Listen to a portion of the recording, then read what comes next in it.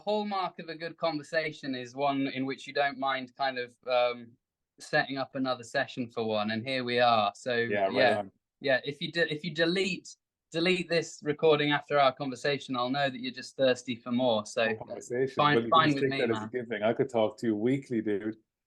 You know what it reminds me of? This concept of excavating the mind. I've been writing for the last 4 years, just learning to Mm. write, which in a way is learning to think. And our first conversation, we were bashing ideas left, right, and center and going down various rabbit holes, but in a way that probably tidied up the conversation we could have today by doing this early excavation of just blowing the bejesus out of these superficial thoughts, and we can get to deeper levels and perhaps get some, I don't know, better riffing going on with some more clarity. Well, I mean, like, it blows my mind that every time we speak, even with sort of years interlude, there always seems to be a fairly speedy parallel of some description. And it blows my mind already that, like, the power of languaging has been one of my main themes since last we spoke. And, you know, the sense in which the words we use define or determine our thoughts to some extent. Our thoughts determine our behaviors determine our lives, and in that sense, we're living what we speak. So it's no surprise to me, and yet it constantly blows my mind that every time we do speak, there seems to have been some bizarre parallel theme going on. Right on, man. That definitely seems to be a particular theme of our connection. Mm. The interesting you say that, because I've reignited, I don't know if that's the right word, but I'm adding a spark back into my interest to learn the Irish language. I remember from our brief connection, and am I right in thinking that song is also a part of this? Precisely, it's learning the language via song. So there's a lot to be gained from this process in that I'm I don't I if I say relearning the language, it gives you the idea that I previously learned it, but in the traditional Irish schooling I received, we were beat up by the language to a point where most of us just turned our back on it and would have concluded that what's the point? We'll never use it in our life, and we just kind of cast it aside, Yeah. which I'm learning now in my later years is such a crime. For the very reason in which you're starting to get this new appreciation for language, or a new light on appreciation for language, in that the Irish language, it's giving me a new lens to perceive the world in which I've inhabited for the last 40 years. Mm. It's almost like a psychedelic experience. The Irish language itself is so different from the English language that it changes the way I can perceive the landscape, connections, and the living experience at large. I'll give you one example. The word for road in Irish is bóthar. Mm. So I would have always said road, bóthar, bóthar road. No biggie, it means road. But it actually, bó is the word for cow over here. And it shows up quite a bit in our history because cows are quite important to the Irish for a very long time. Mm. There'd have been a lot of cattle raids a long time ago where the O'Driscolls would have ran the Mulligans to see if we can rob a couple of cows off you. Of course. Right? Yeah. I can sense the intergenerational trauma right now. Oh, straight away, right? But anyway, bóthar, I could make a mess of it, but it's basically the way of the cow, or the path of the cow. So what would have been the roads in Ireland would have been the paths that the cows would have trotted into the field. And then that's the path that the humans would follow getting from A to B. So there were never direct lines from point A to point B.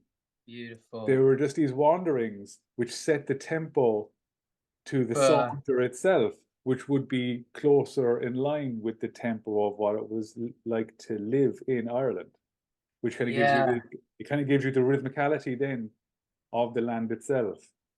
Oh, stunning. Right? Yeah. Beautiful. I mean, yeah. What I love about that as well is how, at least in that particular pathway of language, like nature's had a hand in it. Like something that's been coming up for me is that like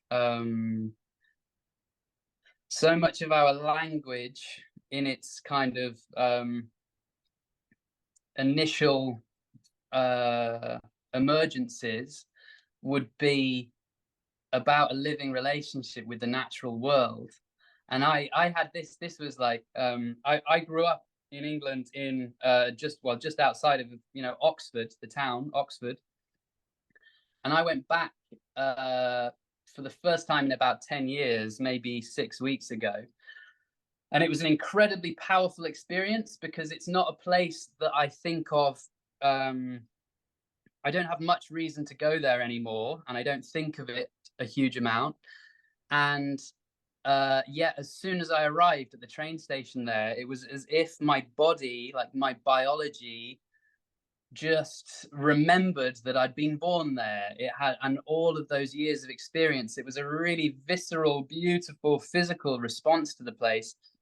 And I just decided to spend some time with that feeling. I was in no particular rush, so I was like, I'm just going to soak up this feeling for 20 minutes out the front of the station.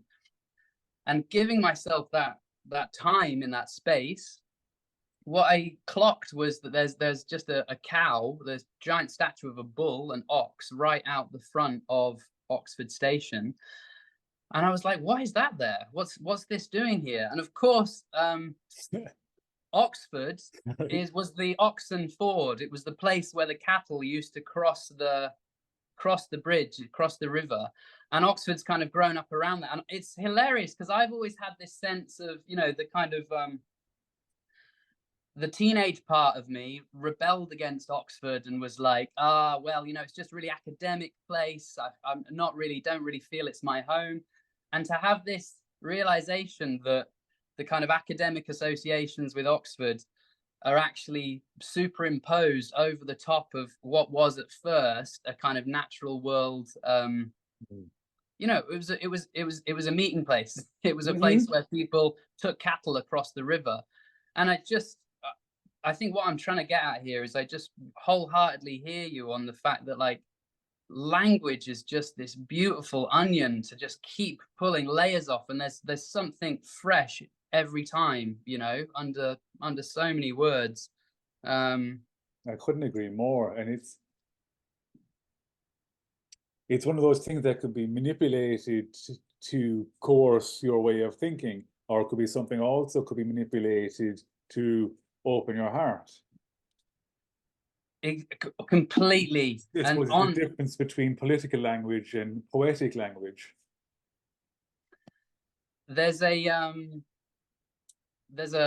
poet philosopher who I love, Yorkshire born to an Irish mother, a guy called David White. And one of my favorite books is his. It's called Consolations, The Hidden Meaning of Everyday Words.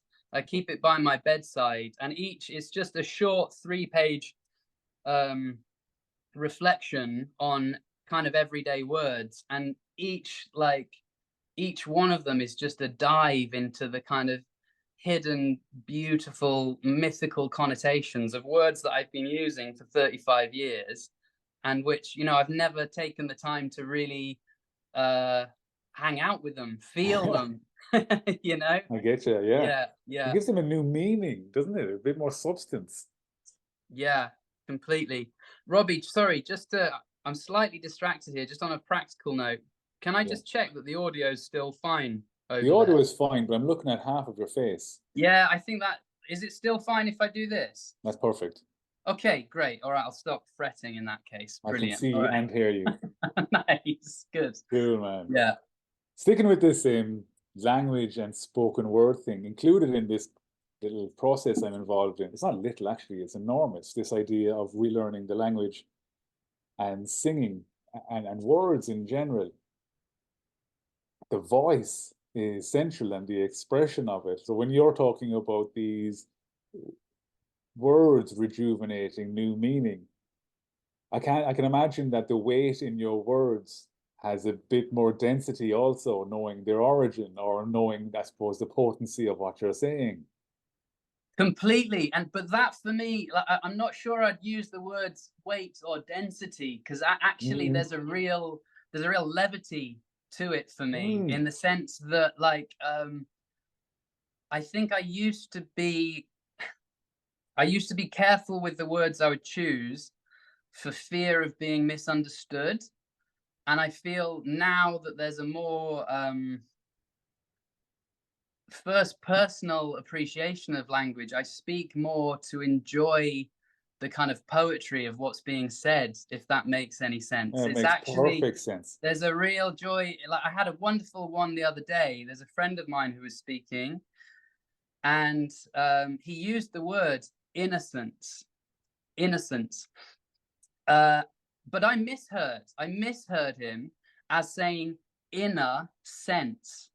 So I continued the conversation on the basis of my misunderstanding, talking about the importance of, like, the inner sense. And then after a little while, it became apparent that this isn't what he'd said. He'd said innocence. And I was like, this is wonderful. We were speaking about something. There was just this, like, lovely conversational frontier where we each thought we were speaking about something else. And at the end of it, I was like, innocence, the word he was actually using, and the inner sense, for me, they're almost perfectly happily aligned. The time of innocence of childhood is when we're most in touch with our inner sense, our sensory world. And I just love that there's a new joy in my life now, with more appreciation for language, which doesn't feel constricting. I actually feel less careful with my words and more curious, because I'm looking for all of the potential extra meanings that might be sat on top of, alongside all of this. Yeah, you may be giving yourself more freedom to conversationally jam. Yeah, exactly. What a great way of putting it. Yeah, I heard you Yeah. loud and clear. And it's no surprise that you would have heard the term inner sense.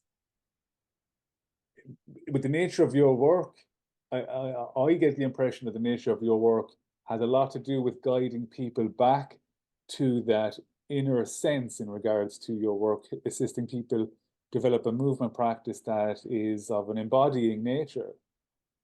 Bingo. That exactly this. And I'm really grateful in the, like, probably in the past couple of years since last we sort of spoke meaningfully. I've really grown in confidence around my offer in that respect, because I've just had increasing numbers of experiences which just confirm to me my own take on things. And that take is that all of us have a deep sense of what joyful embodiment looks like. We do not need to be told it. There's some kind of fingerprint of joy inbuilt into the system that the individual can be in touch with themselves, and can only be in touch with for themselves. Like, I cannot tell you what your meaningful movement practice looks like, because anything I say, I'll be superimposing my perspective on yours. And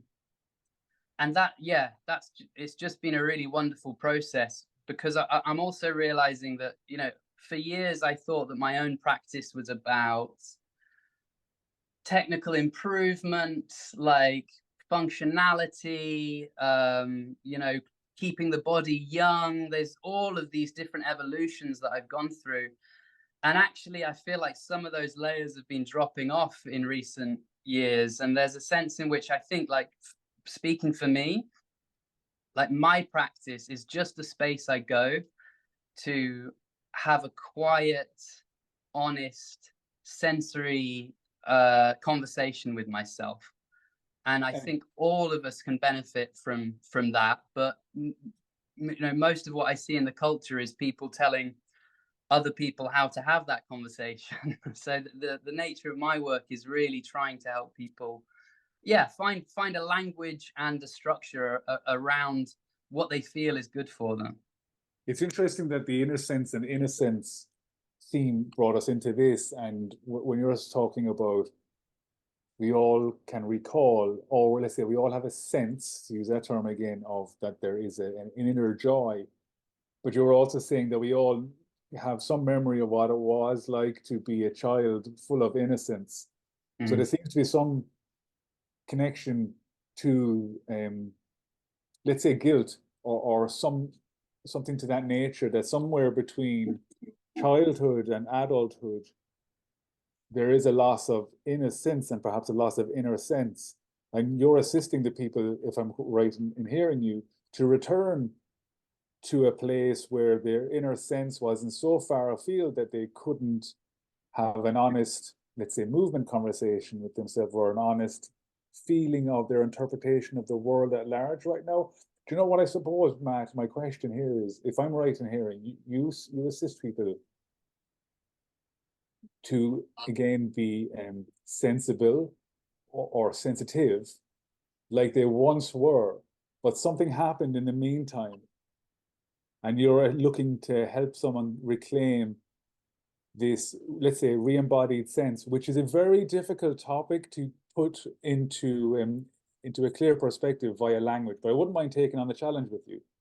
Likewise, brother. Absolutely. And I feel I really appreciate the way you've sort of reflected it back at me there, because you're bang on with the gist of things, but there's one further layer I would suggest and add to it, and it's that I think, if we go with childhood as a time of natural sensory experiencing, and a time of innocence in which we're less burdened with adult knowledge, concepts, and so on. But nonetheless, the process from childhood to adulthood is a natural one. So I'm not, my feeling is that in adulthood, the easiest way to reclaim our innocence is through the body, is by accessing that inner sense. And when we do that, we're not actually returning, we're finding something entirely new. I can't help actually, just a brief tangent, but it just like pops into my heart as we're speaking. William Blake's poems, Songs of Innocence and Experience, beautiful collection of poems, but in most of them, there's a lot of characters who are adults who are kind of really burdened, and you just get the sense that these characters have lost connection with something really important. And children generally are depicted in those poems as, really bright and joyful and unburdened. But there are these, in a few of the poems, there are these characters you meet who are adults who you get the sense that they have kept the innocence of childhood, and they've held that into adulthood, or they've reclaimed or rediscovered that in adulthood. And I think like that, for me, that's a more empowering narrative arc than the idea of just going back to something we had. It's like, no, I want to reclaim and re-find for now that innocence, but as with all the adult capacities I have, it's like it's moving on rather than returning. Einstein would have said that there are two types of people in the world: those that think nothing is a miracle, and those that think everything is a miracle. Bam! Count me in camp too. Right? Yeah, me too. So when you're saying the term innocence, I think there's also more to it. We're talking about the reclamation, or the maybe not just reclamation, but it could be like reclamation, rejuvenation of a sense of wonderment. Yeah. And can I hop in with one other thing? I'd say that, like, as a child, you know very little about the world, and as such, you're open-eyed, open-hearted. There's a curiosity which is so deep, because it has to be, because the world is ambiguous to you. You're constantly processing new information, and as we age, I think we use words to give ourselves a sense of familiarity which we don't really have. We have a sense in which it's like, yeah, right, when I've got the label for it, I know what it is. And I think, just to carry us back to this idea of like the ambiguity and mishearings in language, part of what's so powerful about it is it takes us back to that ambiguous space where we think we know a thing and actually we don't. It kind of makes me like, another word I love, like I was in a rehearsal for a show probably 18 months ago now. It was the first time I came across the sense, like, rehearsal is a re-hear. It's to re-hear. It's to re-engage with the material afresh, anew. And I was like, it just tipped my world upside down, that one. I think the ambiguity, if we can have the childlike curiosity of remembering how little we know in our engagement with language and the world, man, is that a miraculous, powerful space.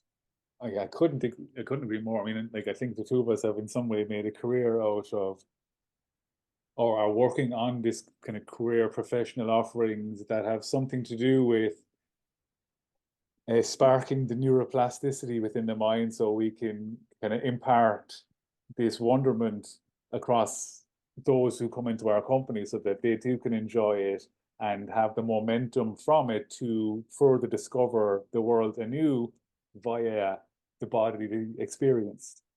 Bingo, exactly. On the rehearsal, I had one of those moments myself when we're talking about to do something recreationally, because I talk about play quite a bit, and I'm like, recreation. We're creating again. Oh man. And then I was like, what is it that we're creating? It's like, okay, we're creating so much in these recreational activities. We're recreating a feeling, we're creating a task, we're recreating a world. Every time we enter the play sphere, we're making a brand new world. We're drawing a circle and saying, inside here, there are different rules, and it doesn't, what happens in here happens in here, and whatever's out there is out there. But for now, this is the world we're in, and it could be quite serious, but at the same time, it's recreation. Yeah, recreation, wonderful. Oh man, and what I also love about this is just that I love that feeling that I get when, like I've just had now with you sharing that one, but the feeling, it's like, the feeling for me is like when I've been looking for something around my house for 3 days and then I find it sat on the kitchen table. It's been staring at me the whole time. The challenge has been in my attention, you know? And like, I feel like language is constantly offering that the whole time, that invitation. Yeah. It sounds like you're talking about an aha moment. Yeah.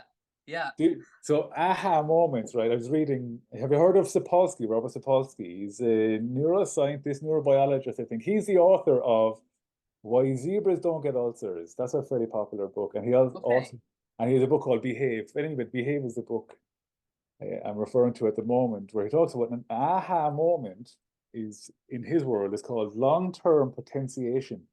And it is when you have that spark of, you just learned or discovered something, and the synapses within the brain actually begin their outward reach. Oh, wow. Wonderful. So it is like this light bulb moment, this outreach, this explosion of, oh. And it's a sense of extending into space and openness. Openness is the exact term you would use. It's, by the way, it's the one of the 5 big personality traits that maintain this malleability through life. So it's the only one thing that has a possibility to change. You can become more open. And this would be why you can have these aha moments. You can have this synaptic outreach. This in itself is the brain becoming more plastic. You can have another aha moment that has another outreach. Those reaching synapses can meet, and you can have spontaneous light bulb moments, like we've sometimes, I suppose all of us experience those from time to time. And they're called long-term potentiation, the opposite of which is long-term depression, where there's just nothing happening in there. So in a way, I think when I was reflecting on us acting as in our professional offerings, it is to kind of create these like cognitive little micro explosions. Just to... Complete. And I would go like, you know, I'd almost go a step further in that, like, something that's interested me a lot in recent years is this sense in which, have you ever seen, like, in the natural world, there's fractal patternings, you know, in a lot of, and there's fractals which you know, if you zoom in further, you keep getting the same kind of patterning, actually. And what you've just described there in the, like, you know, the what's happening in the brain, for me, you and I right now in this conversation, we are just a macro version of that same thing happening, you know. And then I feel like in movement, in a good class, a good workshop, a good session, you see bodies doing this. That, you know, there's that sense in which at any level of the fractal, some degree of openness can't help but invite more openness moving forward in the other levels, you know. Exactly. It's like, yeah, there's a momentum. Yeah, exactly. I think I've heard you one time say, and I would have said it, and a mutual friend of ours, Almo, who's been a guest on the podcast, would have said it too. That sometimes when you're witnessing people in movement, which is one of those strange blessings of the line of work that we have arrived in, and you have this organic emergence of someone's signature of movement. Their style just begins to start. It might be clunky and chunky at the start to them or whatever, but it's signature, it's specific to them. And it's probably the most beautiful sight you can behold when there is just this momentum given that a person has lost time, so to speak, and they're just caught in this act of physical expression without ever having any type of training, so to speak. It's more just being lured and drawn out of them, and they're just free flow, exploring their body and movement, having this, I don't know, maybe this fractaling experience blowing outwards. I suppose what I'm trying to say is maybe I'm looking for you to speak to the emergent quality of someone's movement signature taking form. So I completely hear you, and like, yeah, my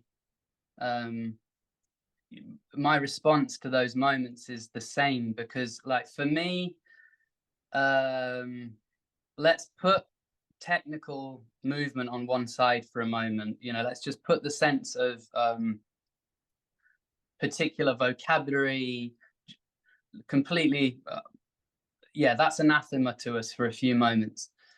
When I see somebody just moving as themselves, moving as they are, which usually means they're not superimposing any kind of narrative or judgment on themselves as they move, without exception, that for me is the most beautiful, captivating expression of embodiment.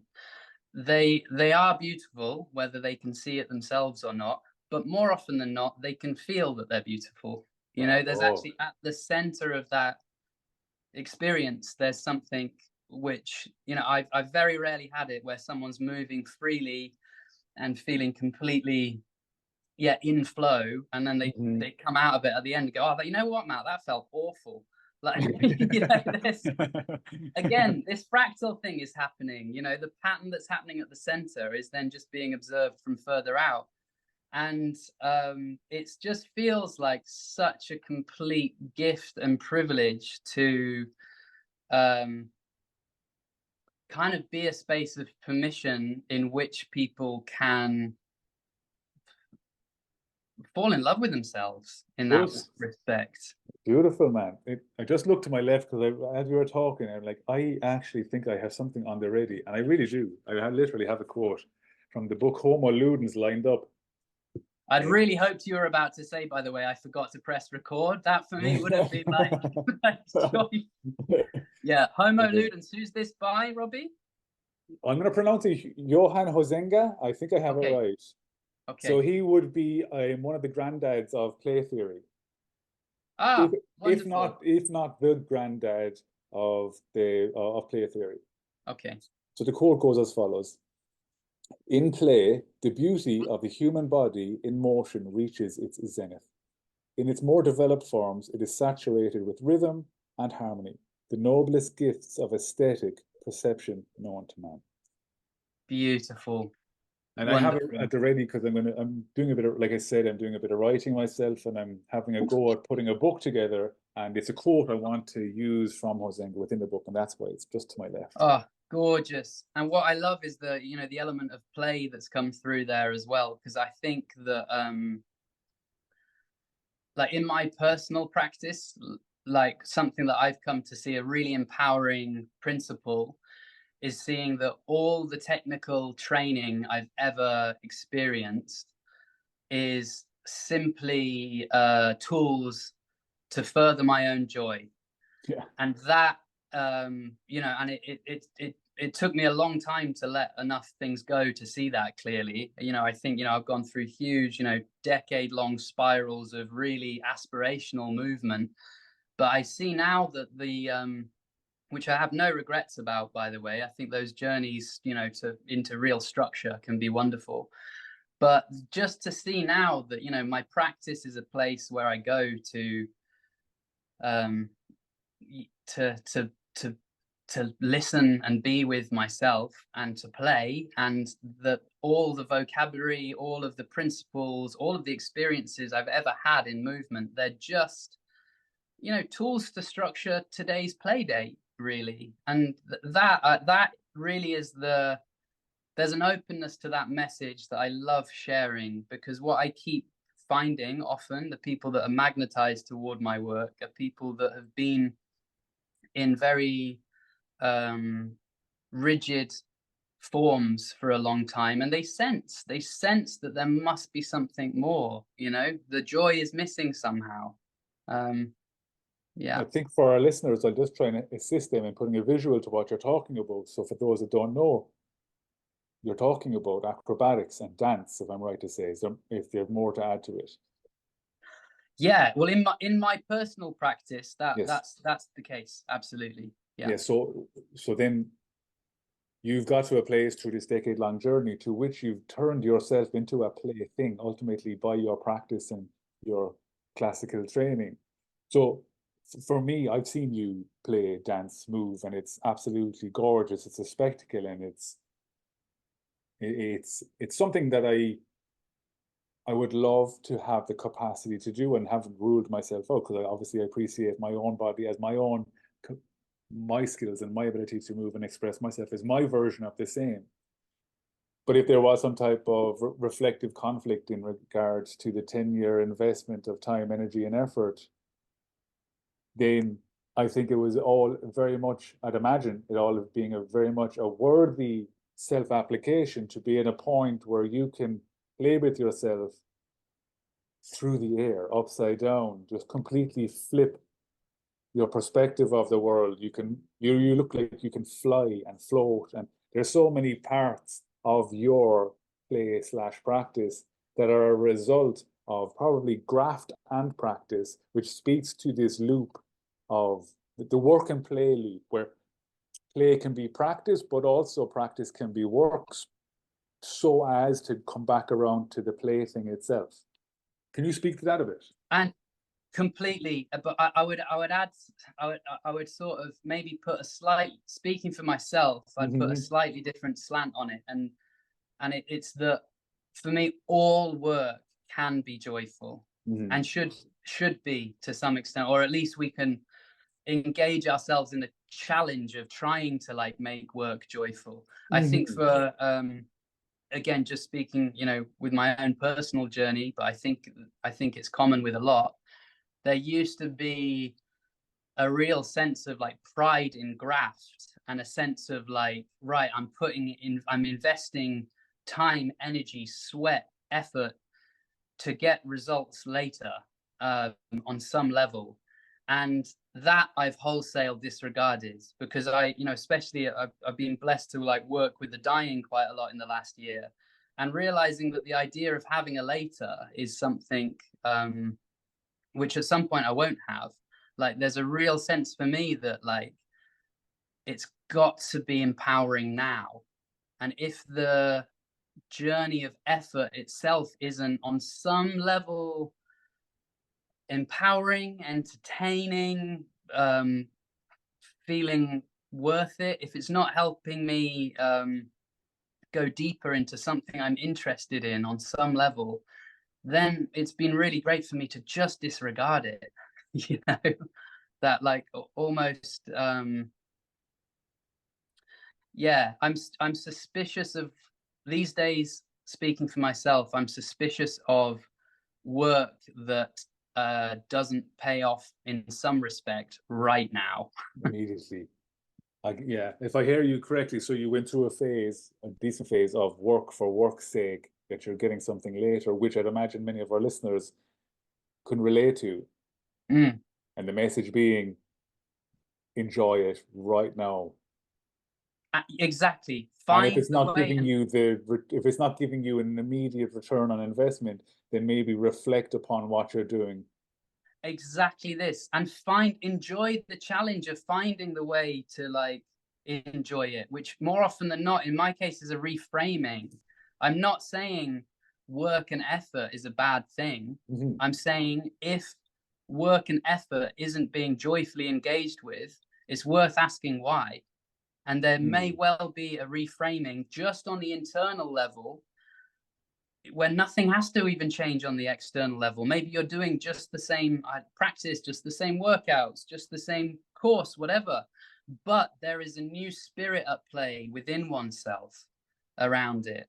Here, here, And here, that here. just comes for me from that sense, you know, being honest with you, a lot of my technical training, you know, some years ago, I think if I'm being honest, looking back, I couldn't see it at the time, but a lot of it was trying to prove myself to myself. And I think that's natural in some respects at some Mm-hmm. phases of life, but it's not a place we're meant to stay. Of that, I'm certain. I agree with you, and I would agree with you or relate to you in your experience of the same. Applying myself, probably, admittedly, with roots in a lack of self-worth or a seeking some type of improvement of my sense of self, and then again, similar to you, somewhere along the lines. And I think actually, with assistance of our work together through that period we worked together, realigning my frame, my perspective of what I am doing in my physical practice. So nothing would have changed much other than my framing of my practice. And by Yeah. doing so, I get less injured, I perform way better, I have a far better time, I can go again tomorrow. But it was just, I suppose it was just my relationship to the tasks at hand had completely changed. And that is the relationship to the tasks at hand. That's what our life consists in, our Mm-hmm. relationship with what's happening. It's like, you know, this phrase comes out sometimes in my coaching. Yeah, nothing much has changed, but everything. It's, you Yeah. know, like Yeah. actually it's not about the externals and the engagement, though that can change, but more often than not, it's just about settling into one's own agency and empowerment to be like, hang on, do I like this? Yeah. Do I like this? Is this, or is this serving me? Is this Mm-hmm. serving me? Yeah. Yeah. The early days in jiu-jitsu training, it's the white belt gauntlet. And Okay. so there's people called to jiu-jitsu for whatever reason they're called to it. And you kind of have the first phase is surviving white belt to a degree, because you're getting beat up every Yeah. time you show up. Yeah. Just signing up to get my daily beating for the Right? first So few you're weeks pulling and up months. outside your club. What am I going here for? What am I doing? You're putting on your gi. What's happening? Yeah. Why am I here at all? This is just a constant. You're getting your ass handed to you. It does hurt. It's uncomfortable. And afterwards, you feel amazing. Yeah. And then you go through it again and again and again and again. And then eventually, those who last develop the skill set to enjoy it a little bit more. Yeah. Yeah. But something changed for me somewhere between white and blue, around the bluey time, I think, where I looked at it. So I would have had my coffee downstairs. I would have hyped myself up, maybe had some like deep bassy music or whatever it is I needed to go. I'm gonna go, I'm gonna Okay. go, Yeah. I'm gonna Yeah. Yeah. go. Adrenalized. Yeah, Yeah. right. Until I was like, no, I'm just gonna play jujitsu. And actually, jujitsu active people who are active in jujitsu are called jujitsu players. Huh. So you do in Wonderful. fact play jujitsu. But then I copped it. I was like, I'm playing jujitsu, and I completely reframed this this discipline of hand-to-hand combat in the grappling art. like night and day. Nothing changed with the sport itself. Nothing changed with my opponents, not other than reframing it. Every time I show up, I'm here to play jiu-jitsu. And any of that pre-existing post-practice anxiety evaporated and turned into excitement. That's what I love. I love that whole story, but what I love most about it is that ambiguous phase you mentioned of like the white belt gauntlet. Why am I showing up? There's a sense this place is really rich for me, and I've gone through a phase in my own practice recently of this where I felt for some months that I was just showing up for the sake of showing up. It's like, what is called, there's something calling me here, but when I get to my practice, often it's not especially joyful. I usually feel better afterwards, but it doesn't feel as deep or as rich as it has done at some moments. And I just settled into this sense of like, I'm just in a phase right now where it is about like showing up for the sake of showing up. And that realization shifted things enough for a new levity to enter. And yeah, things started changing and a lot more joy started flowing in. But what I love in your tale and mine is that there is something driving showing up, even when on all sorts of external levels, it doesn't seem to make any sense. Doesn't add up. Right on. And that for me is the like kind of hallmark that there is some embodied signature in each of us that we are kind of unearthing. You know, there's some conversation we're having with ourselves which we don't quite know exactly what it's about, but we know it's important and we'll keep going. Yes, yeah, you could consider it the calling, or this notion of a calling. Yeah. And the calling is a very peculiar idea. There's I think he's a motivational speaker, Bob Proctor. I don't know where he comes from, but I'm sure as you go through time, you hear something and it lands and you're like, I'm going to hold on to that one. And this guy, Bob Proctor, would say that X marks the spot, let's say, where one axis is fear and the other axis is excitement. And if it's frightening and exciting and you have a call to it, you just keep showing, you just keep moving towards that thing. And I think that's what we're talking about in this ambiguous phase. There's a calling and it has this something in front of it. Well, actually, no, I should be a bit more accurate. There's a calling, right? Like you're talking about. I'm just going to show up. And this could be this could be what I consider the plateau phase. I'm not very excited. I'm not very frightened. I'm not very emotionally aroused. But I know that there's something of some importance to me. So I'm just going to keep rocking up. I consider this the plateau phase, where there's no real growth in the practice, no real growth in skill set. It's just this phase. And then there's a leap that happens every now and then, just this spike of performance change in relationship. Something just lands, something just clicks. Another aha moment happens, and it's just, whoa, the game just changed, and I'm back into this momentum again. And for me as well, it changed because of the plateau phase. You know, like I think plateaus are like unsung heroes in a lot of ways. You know, I'm not saying like live in a plateau. I'm not like encouraging, you know, it's like, right. I think, you know, when something feels off for a long while, get out or change something. But I know you hear the spirit of where I'm coming from here. Absolutely, yeah. Which is that, like, I think well, I'll just speak for me, but there's been periods in my own practice where I've felt called onwards by something. And once I've had that aha moment, I can see that the 6 weeks or 6 months beforehand, there was a lot of quiet, invisible work happening underground. And my job was actually just to protect the space for that to be happening. And it doesn't, you know, in one of those, it doesn't feel especially, as you say, exciting or joyful. But it's, you know, it's a down payment on some upcoming magic, basically. And I think it's funny now I speak about it, I talk about it as joyful. I think it's probably good for the listeners for me to clarify that when I talk about joy, I don't mean a kind of, you know, permanent smiling, laughing, comfort sense that everything's, you know, I come out of every practice feeling perfectly aligned and wonderful.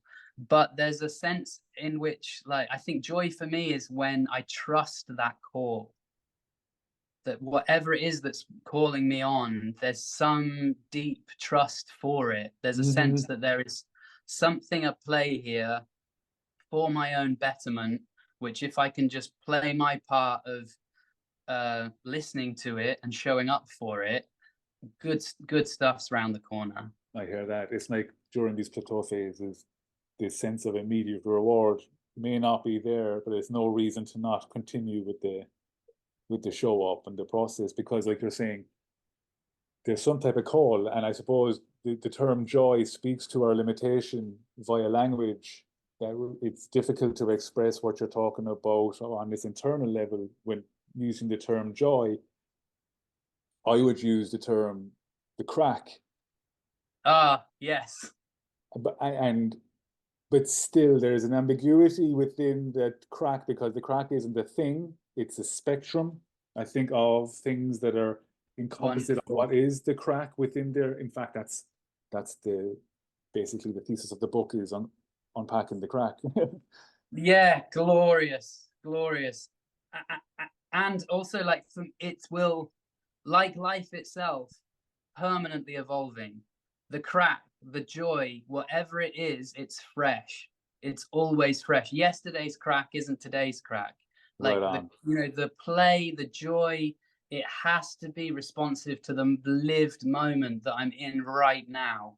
There's something, yeah, there's something in that for me. Right on. I'd be remiss if I wasn't to pick up your earlier touching on being so close to death for a particular period of time, which gave you a sense of appreciation of there might not be a tomorrow. What did you pick up, man? Wonderful. No, like, I mean, like, my wife would be like laughing at me now, because she would just tap me on the back and say, well, you managed to not speak about death and dying for more than 30 minutes. You did well, man. That, you know, usually it's every 15 minutes some of that manages to get in.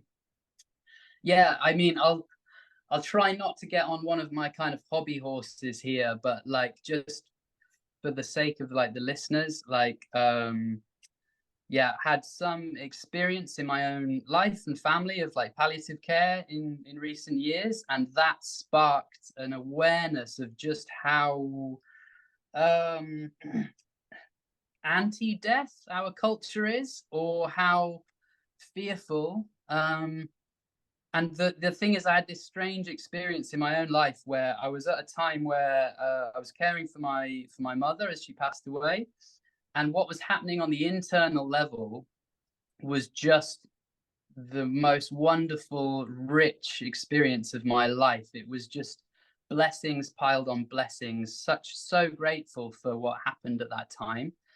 And all the feedback that I was getting externally from outside was, oh, this is tragic. This is so tragic. What's going on, you know?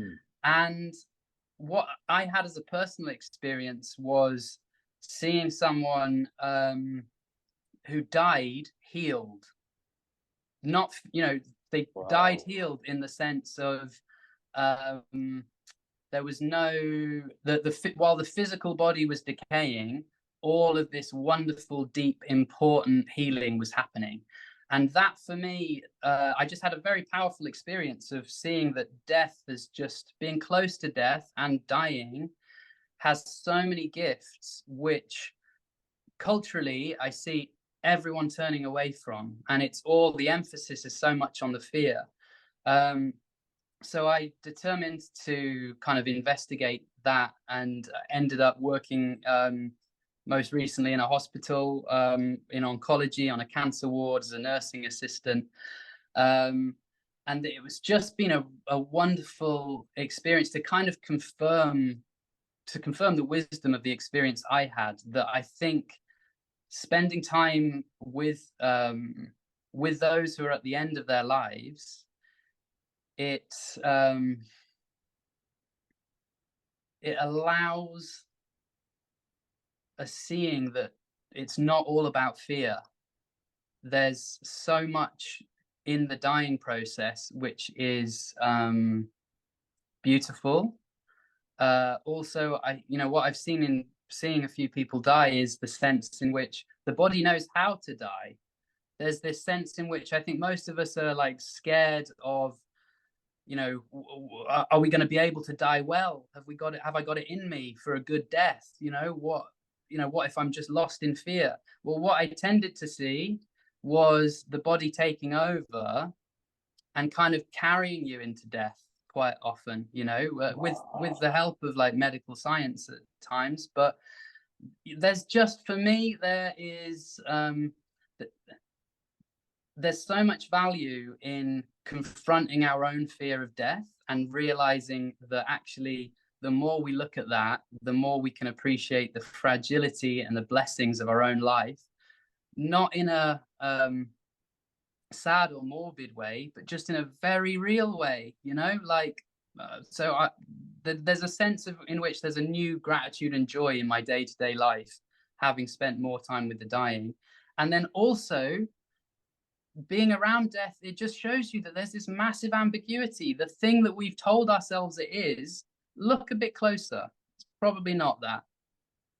Wow, man, what a blessing of, first of all, to share this insight, but just of your direct blessing to how close you've come to it.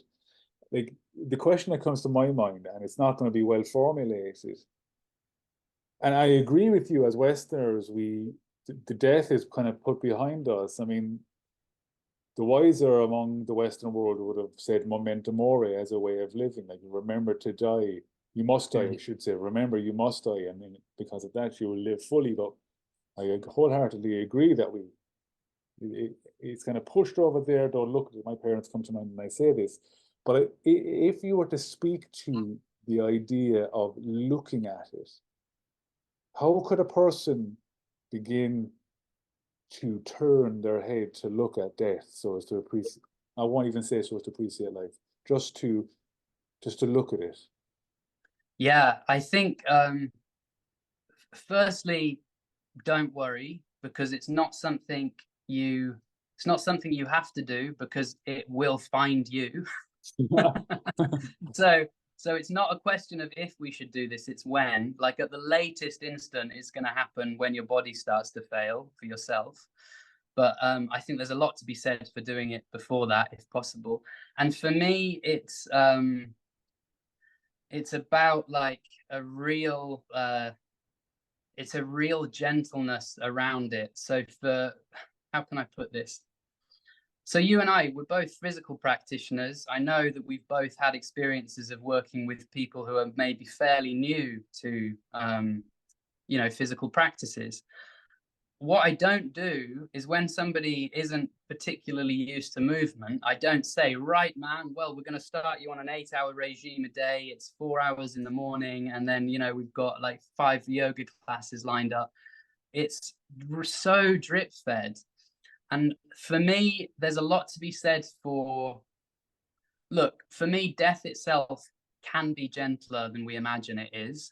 And I think the way in which we start to navigate a relationship with it can be equally gentle. So I think even just starting to like have that interest, to maybe, stay in that conversation when somebody's talking about dying and you feel yourself kind of repelled, just stay there for a few minutes longer than you might. Maybe consider like reading an article here and there. I think just drip feeding it into the consciousness in a way where there's this learned slow burn comfort. I think that's really powerful in my experience. That's really solid, sound, intelligent advice. The other question I have, having spent so much time around people transitioning or passing, and I'd be open to what term you use again to speak of the power of language and framing. I've often heard of the regrets of the dying. If there was some common denominators that you've come to witness not necessarily in regrets, but if there was regrets, but if you could take away like some of the messaging from those passing that they'd like to pass on to the living or their younger self, do you have any like common message? Yeah, I mean, well, I've got a couple of things to say. Firstly, the term that I use is upgraded. That's generally what I go for. And I think like there were some common themes, and one common theme was a refusal to have regrets, which seemed incredible. I saw like more, I didn't often see people who got the news they were dying who were immediately filled with regret. And that itself speaks to me of the fact that we are like biologically pre-programmed to kind of look for the best, look for the good. It's a very optimistic, I think there's some kind of like embodied optimism that is like here, because I expected to encounter a lot of people sharing their regrets with me. But the phrase that I heard more often was, I have no regrets. Again, what a gift for me that was.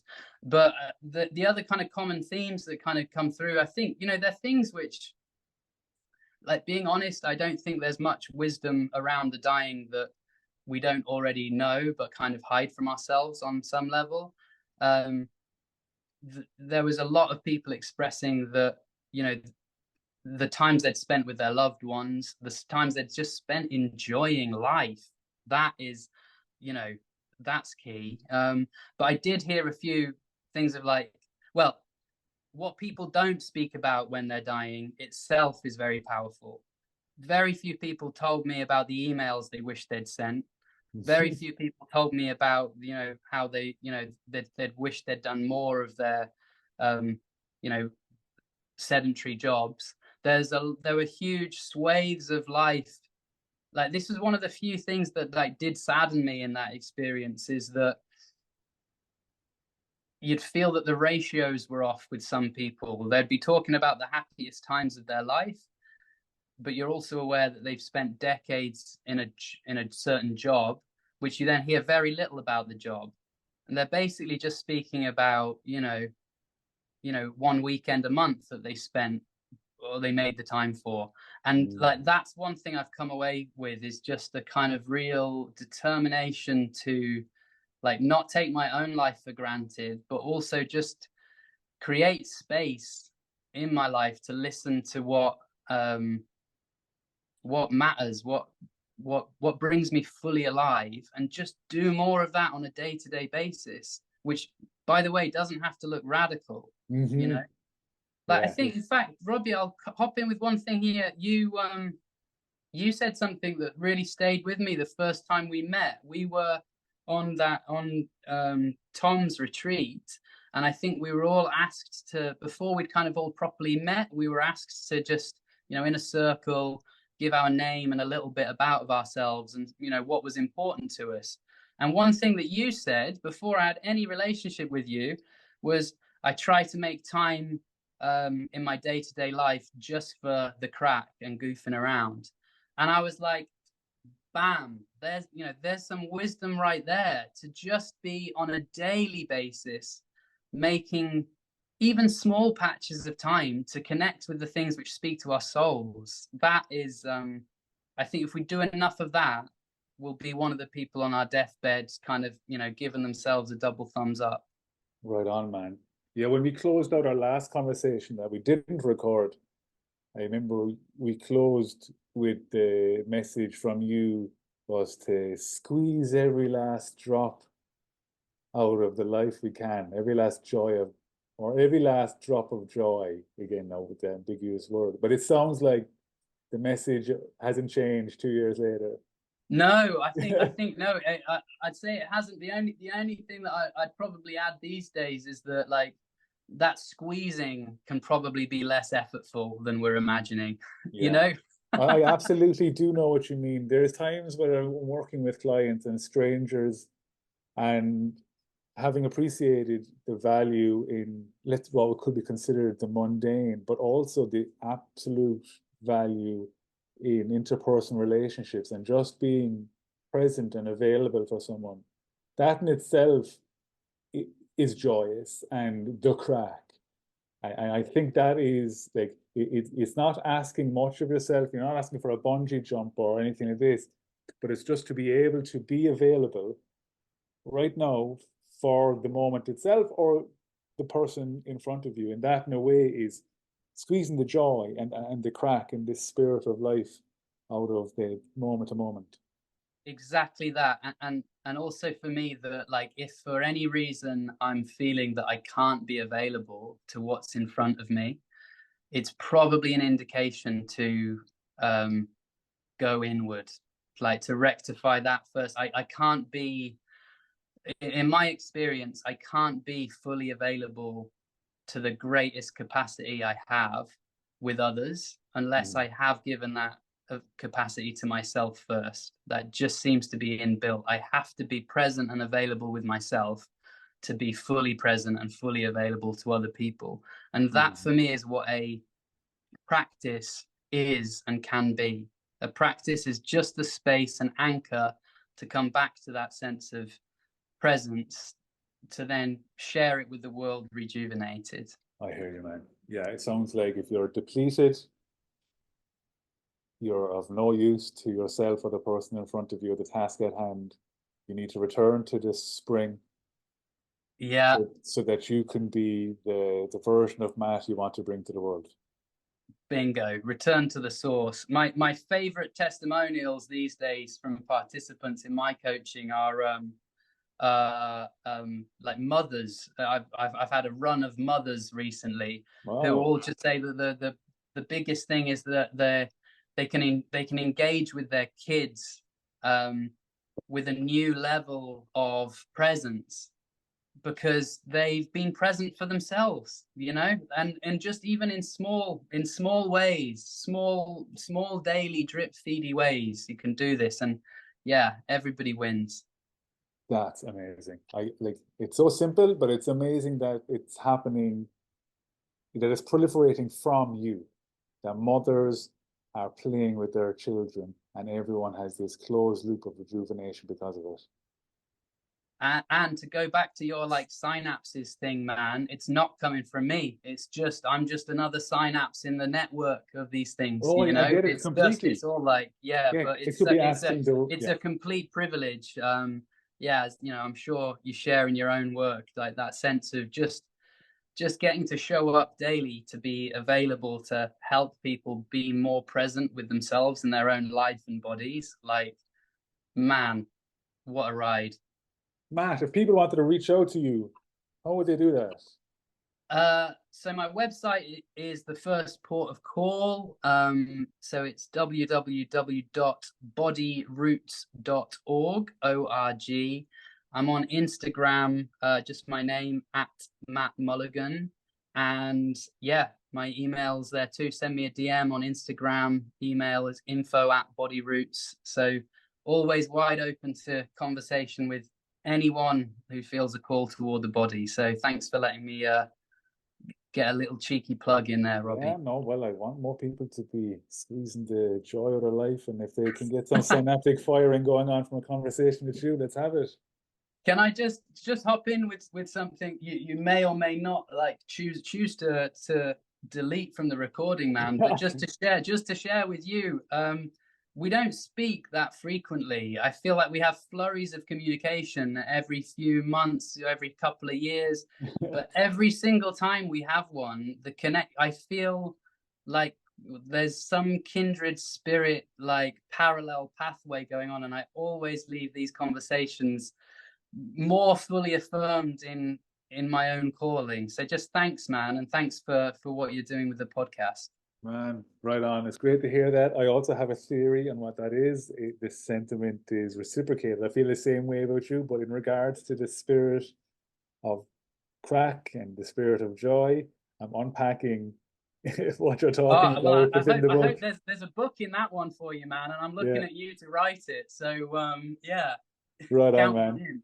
Cool. There's so much we didn't get to talk about, which means I'm going to extend an invite for you to come back as soon as possible, to be honest.